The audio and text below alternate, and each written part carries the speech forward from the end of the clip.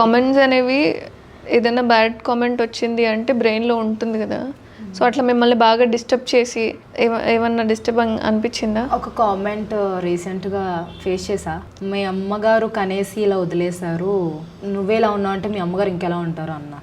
అక్కడ నాకు చాలా బాధ అనిపించింది. నేను దానికి రియాక్ట్ అవ్వలే ఆ కామెంట్కి, ఎందుకంటే నేను రిప్లై ఇస్తే వాడు ఇంకా మాట్లాంటాడు.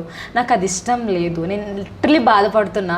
ఇక్కడ చేస్తుంది నేను రీల్స్, అది మన పేరెంట్ వరకే వెళ్ళకూడదు కదా. నన్ను ఎన్నైనా బూతులు తిట్టుకోండి, నిజంగా చెప్తున్నా, ఇప్పుడు కెమెరాస్ ముందు చెప్తున్నా, నన్ను ఎంతైనా తిట్టుకోండి, ఎందుకంటే అక్కడ నేను చేస్తున్నాను, నా మదర్ చేయట్లే. నా ఫ్యామిలీ వద్దన్నారు, కానీ నేను ఇప్పుడు ముందు అన్నీ దాటుకొని వచ్చేసాను. ఎందుకు? నాకంటూ ఒక గోల్ ఉంది, టైటిల్ విన్ అవ్వాలి, మిస్ ఇండియా అవ్వాలి, వరల్డ్లోని ఒక మోడల్, బెస్ట్ మోడల్ అవ్వాలని నాకు ఉంది. ఉన్నాయంటే ఇవన్నీ వస్తాయని నాకు తెలుసు. అయినా అది నా వరకు అయితే ఓకే, నా ఫ్యామిలీ వరకు వస్తున్నాయి. చాలా బాధపడ్డాను.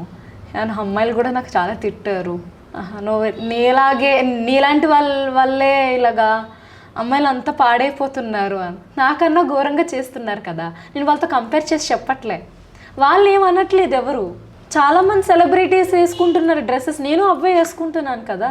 నాకన్నా గలీజ్గా వేసుకునే డ్రెస్సెస్ ఉన్నాయి తెలుసా. నా ఇన్స్టాగ్రామ్ బేస్ చేసుకుని చూసుకుంటే చాలామంది గలీజ్గా వేసుకుంటున్నారు. టాటూస్ కూడా ఎక్కడెక్కడో వేసుకుంటారండి. నాకు ఒక టాటూ ఉందా? ఉండవే. నేను ఏం చేసుకోను, ఇష్టం అంతే మోడలింగ్. ఒక మోడలింగ్ అవ్వడం తప్ప? ఒక అమ్మాయిగా నాకు అది కూడా అమ్మాయి అబ్బాయి ఈక్వల్ అని చాలామంది అంటారు కదా. అలా అన్నప్పుడు నాకు ఉంటుంది కదా, నేను ఒక మగరాయిలా ఉండాలి, ఒక అందరికీ వ్యతిరేకంగా ఉండాలి, నేను సాధించాలి, నేను ఏ డ్రెస్ వేసాను వేసుకుంటా, నా ఇష్టం. బట్టల గురించి మాట్లాడతారు, ఏదో మాట్లాడుతున్నారు.